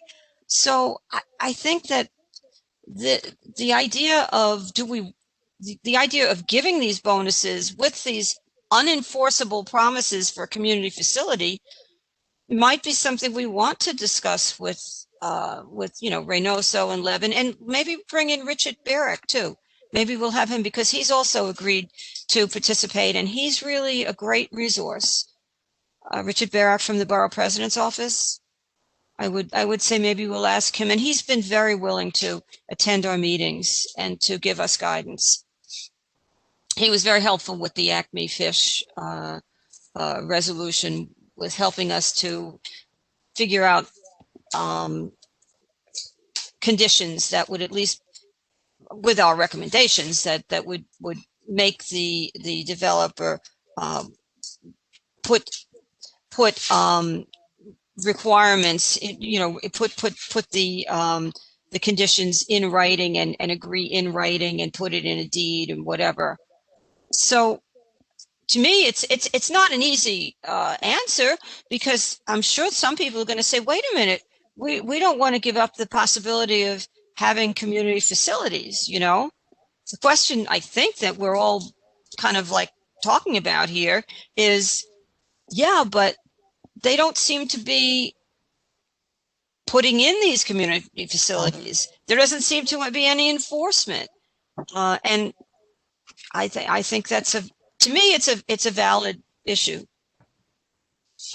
Yeah, and then I was saying the other side of it is, say in the M1 district where this new building is going up, do we give them the tool that the M12s have, where they can get a density bonus if they include light manufacturing? Right. So then, yes, there's a higher, there's a greater chance that there'll be a beneficial entity in the building, and retain the current manufacturing businesses that are there, and they can expand. So the question, who is providing that bonus? Is it city or is? Well, I think it's in the zoning. So essentially, if I guess you're committing I guess you're certifying the application, you're certifying that you're going to create a community facility, and therefore you, I guess, automatically get your density bonus. So, Unless it's permanent. I don't know if there's a bonus permit. it's my question, the origin of the bonus. Because are we bringing in local representatives to talk about this issue, or do we need to, I mean, not that the state representatives aren't local, but we're talking about the city councilmen. What about our senators and assembly people? I mean, do they have to come to the table as well? Because the question is, what is the origin of the species? Is it, or is I recommend that we start with our councilman and with the borough president's office, because I don't know that we want to start with a meeting that becomes unwieldy because we have so many people. I would recommend starting with them, and then if they say, well, some of this is we need to also bring in our state representatives because they have a particular role, then maybe we can expand. Also, It's just, is the community facility unique to Greenpoint Williamsburg, or is it a citywide bonus stuff? Citywide. Citywide. Be Yeah, interesting to answer- hear how other people, I mean, and then it's a Yeah. problem. It'd be interesting to hear how other communities are doing. But answer Maria's question, it's a city thing. There's no tax breaks for that. It's just the developer just has to provide, have a manufacturing tenant or a community facility tenant. I mean, the way I've seen it in real estate listings is essentially you'll have a site and they'll say there's an FAR and you can get a density bonus of X by having a community facility. And so arguably then it's being marketed, as this bonus. While it's an unorthodox idea, do you think because enforcement of these things are difficult, do you think it could be an idea that the community board itself could monitor these items? So, if we were informed when there was a community space and let's say there was a certain time frame at which point it needed to be occupied, I imagine that amongst this board, we would all more or less know whether or not the community spaces were being used, and then there'd be some penalty to it. well, the answer, It's Community as of Board right, 8 though. did that. Community Board 8 did do that, and that was it was a big deal because it's a lot of responsibility for a community board to take on, and this was something they had been working on for years and years, trying to come up with some ideas with how to enforce various conditions that they were putting on developers, and they actually did, as a community board, agree that they would take on the responsibilities for overseeing and enforcing. And in some ways, maybe you bring in a nonprofit to do it. They did that too. And in some respects, the community board itself agreed to do it, but they did alert me that it's not an easy task to take on. It's a tremendous amount of responsibility, and It'd be it's a lot of interesting work. to see the documents that they drew up. Yeah, we can get whatever's online. They don't, some of those documents they're keeping confidential, so to speak, because they want to keep their options open. So if the next developer comes along and they want to actually ask for more, they don't want the developer to say, well, you're asking us for more than you asked from the others, So they said that some of the stuff they're not really too quick to share. That makes sense. Yeah. But it's there. It's CB8. They're great people. They were very willing to talk to us. But again, it's a big undertaking, and it's something that we can talk about. We can think about it. I think it's. Go ahead. Oh, I'm sorry. I mean, one thing to note, and I think that all of you guys are on meetings for many, many hours of many evenings. And so I'm not looking to add more work to it. I think I'm looking at it more from the perspective of like a tester. So, you know, how the Department of State has testers that go out. And it's not that everybody who violates something is necessarily caught, but if we just at a you know, minimum had the ability to call something out when we saw it, then it might begin to scare, you know, and not begin to have some level of enforcement on it. And so I think as a developer, if they felt that if they weren't using the space that, you know, they knew of a developer friend who, you know, got caught and got fined, then I think at minimum that could be of benefit without it being a burden on the committee. Right, but we'd have to get our electeds to give us or to pass these laws, right? I mean, we all know that the William Vale has not lived up to its responsibility. They were supposed to give us a community facility. They've given us nothing except a very, very, very tall building with a lot of luxury retail that certainly I can't afford. I don't know about other people. So, $4 donuts. there you go. I think that we should ask somebody who would know, council member, perhaps, or the borough president, how could the zoning be changed so that occupancy could not happen in the rest of the building until a community space is filled? That's very good. How is that zoning changed? Who does that? Who changes that zoning? How is zoning changed? I don't know. But it seems to me that they should have to fill that community facility because that's how they got more density. Well, the same way developers have to build their waterfront promenade before they get there. Correct. Exactly.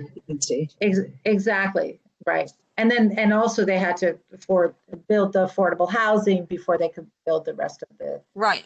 And so this would be a condition precedent, as they say. You have to have that set up in order to get your C of O or to finalize your right to use. It could be looked at like the affordable housing.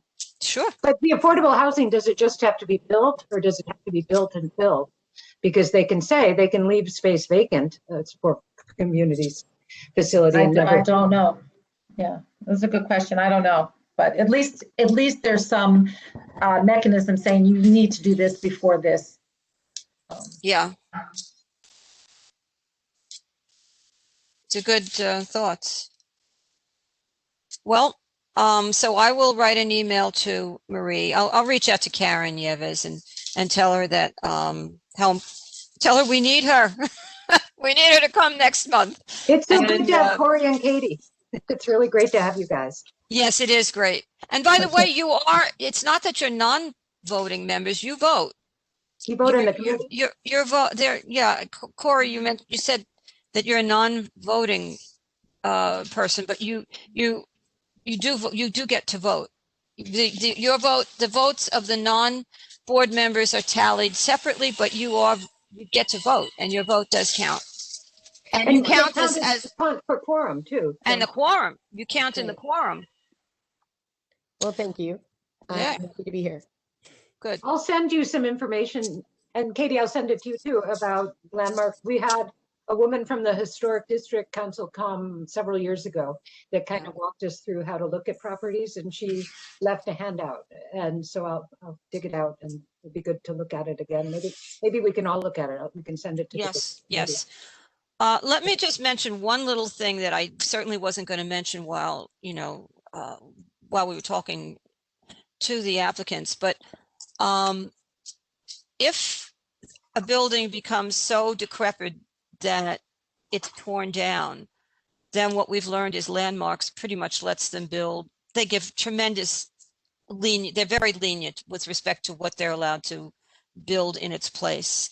So it's one of my reasons for trying to balance, making them come up with something that really is in character with the building, but not to make it so onerous that